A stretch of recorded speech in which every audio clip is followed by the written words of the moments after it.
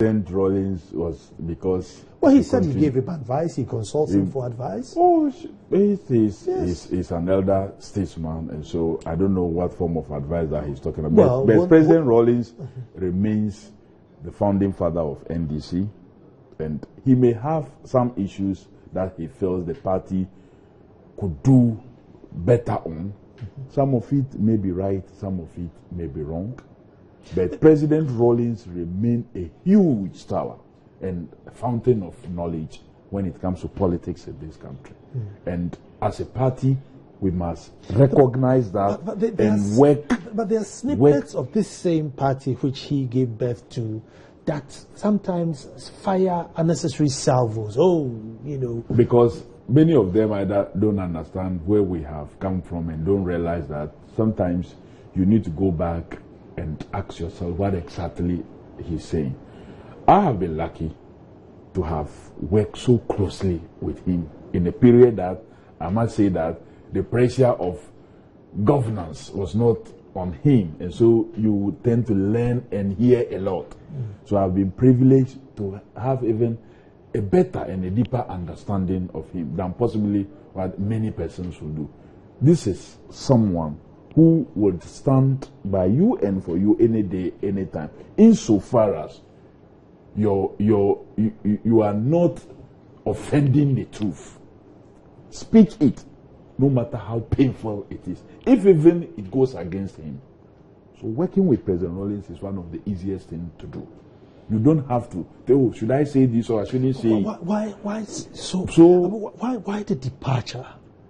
It's not about the departure. I think it's about the behavior of some of the persons who really didn't understand. And thank God, I must say that we've been working on, and things are getting better, and we will get there. Like he rightly put it, we go to the reconciliation table with genuineness, not reconciling, shaking with one hand, and then you have another hiding behind with ready to stab kind of. If we are putting guns down, let's all put our guns down and come around the table and know that we have the party general secretary has movement. fired a couple of salvos.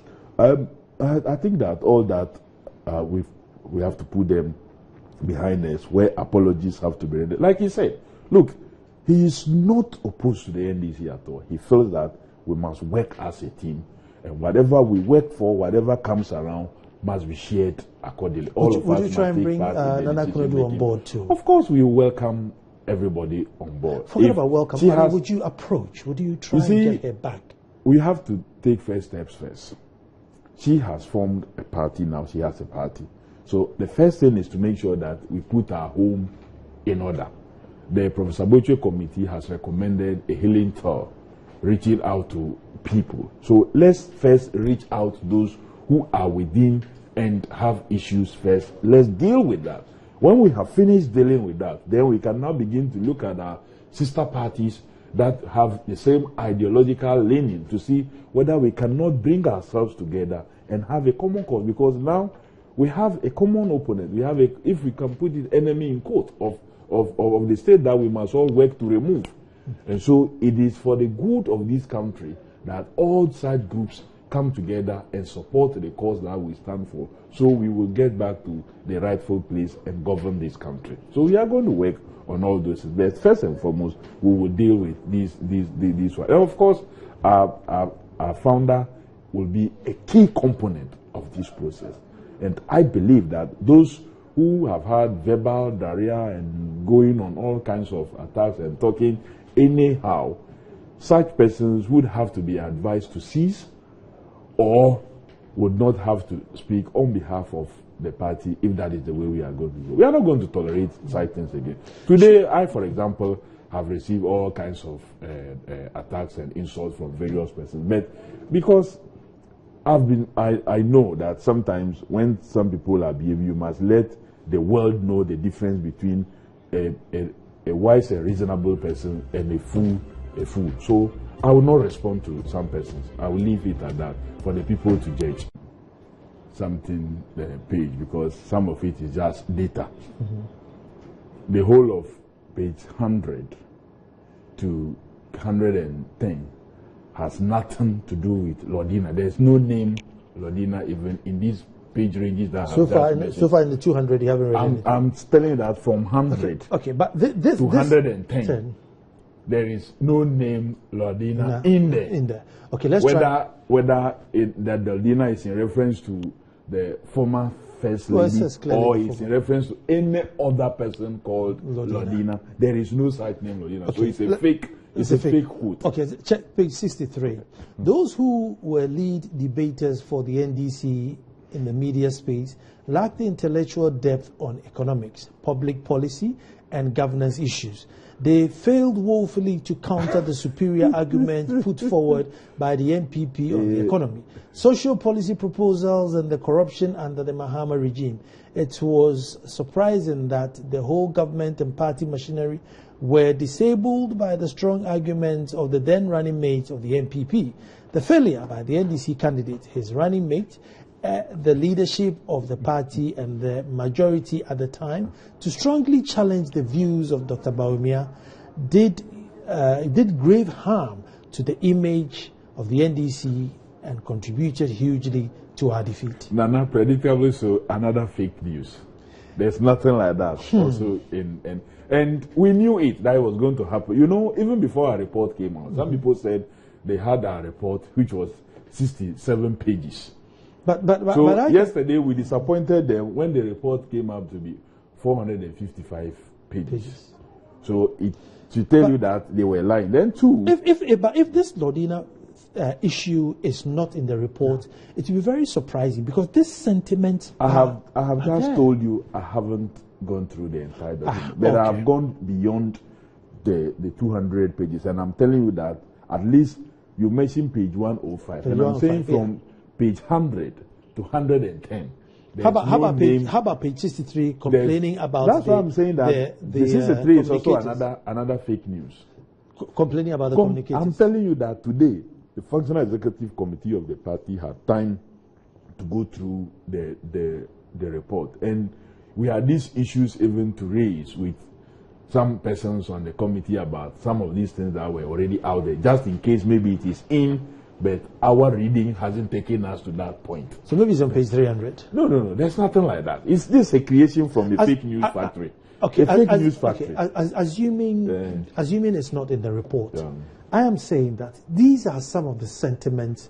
I mean, you tune into radio stations and your own members call and express these frustrations. I agree that, yes, of course, even up to date, sometimes you may have somebody on a show and you will get your members indicating that, oh, today this person is not doing justice to the topic that is in display for discussion.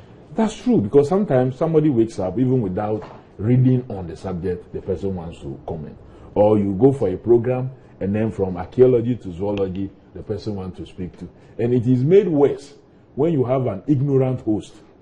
Because some hosts, they are not like the way some of you who have much information and you can ask the right questions to get to tease out the information that you want. They just display their ignorance, they open up and they go off and they call it Bieja. You don't want to be a judge. We don't want to be. We don't want to be a judge here. But I mean, if they address if this Kwesi Botchwey report does not comment or pick these things out, you would have done a very great disservice to your members. It would have been disservice if to the that's members, a fact. to For your example, in politics. No, even if it's a lie, the report should come out and say, listen, this was a lie. The one thing you mean, but if it's not in their report, why should they now come out to say that it's a lie? What they did was a listening to the grassroots. It's not that everything that they said there that is true. And I was giving an example today that you walk out on the street, then you touch somebody and the person shouts that because you touch him, his genitals have shrunk. Then they come and lynch that person like it happened some time ago. They beat up the person. The truth is that beating have taken place. The truth is also that there was a touch. There may be a possibility that the guy's genital has shrunk for other reasons. So the mere fact that his genital shrunk, the mere fact that there was a touch, does not mean that it is because of that touch that resulted in that. Mm-hmm. But they have acted in a way against the person whose body touched that person. Was the First Lady a bit too influential? I don't think or so. Or unnecessarily influential? I don't think so. It is said that in Brongahafo, there were billboards of her. You see, that was why I was coming to. In politics, you put whoever you think is most accepted in an area, you send a person. That's why you strategize in terms of campaign teams, campaign committees, units, sub-units for various places. It may be that if Nana goes somewhere, it will give us votes. If we put Nana's face there, that Nana is with us, it's more like we call it endorsement. It will give us votes. So it doesn't matter. Nana may not be the candidate. But per the strategy, you can put Nana also there for the people there to know that it's our daughter, so that they can come along. So political strategy and campaigning is not wrong at all. It is when you decide to put the person everywhere, including where even the person is the most hated, then that is where it becomes a negative. So political strategy is right. Just that you must not overdo